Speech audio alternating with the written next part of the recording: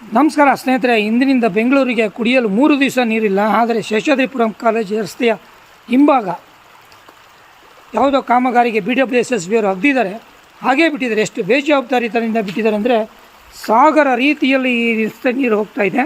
ಕುಡಿಯುವ ನೀರು 1-1.5 ಕಿಲೋಮೀಟ್ರ್ ಅಷ್ಟು ಹೋಗ್ತಾ ಇದೆ ನೀರು. ಬನ್ನಿ ತೋರಿಸ್ತೀನಿ ಆ ನೀರು ಹೇಗೆ ಹರಿತಾ ಇದೆ ಅಂತೇಳಿ.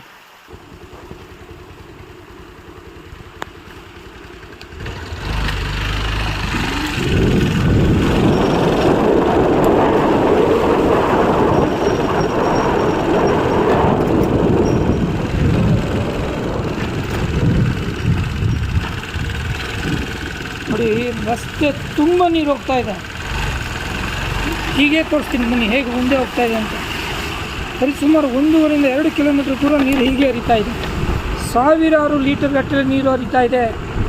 ಬೆಂಗಳೂರು ಜನಕ್ಕೆ ಕುಡಿಯೋಕ್ಕೆ ನೀರಿಲ್ಲ ಇವತ್ತಿಂದ 3 ದಿವಸ. ಆ 3 ದಿವಸದ ನೀರನ್ನು ರಸ್ತೆಗೆ ಹರಿಬಿಟ್ಟಿದ್ದಾರೆ BWSSB ಅಧಿಕಾರಿಗಳು, ಕುಮಾರ ಪಾರ್ಕಿನ ಅಧಿಕಾರಿಗಳು. ನೋಡಿ ಹೇಗೆ ಹರಿತಾ ಇದೆ ನೋಡಿ. ಎಷ್ಟು ಬೇಜವಾಬ್ದಾರಿತನದಿಂದ ಈ BWSSB ನೌಕರರು ಕೆಲಸ ಮಾಡ್ತಾರೆ ನಾನು ನೋಡಿ. ಎರಡೂ ಬದಿಯಲ್ಲಿ ಹರಿತಾ ಇದೆ ನೀರು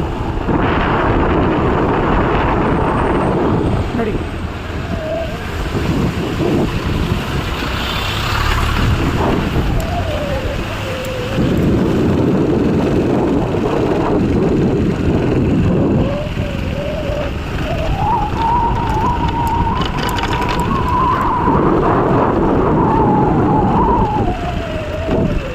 ಇಲ್ಲಿ ಬಂದು ದೊಡ್ಡ ಮೋರಿಗೆ ಸೇರ್ತಾ ಇದೆ ನೀರು.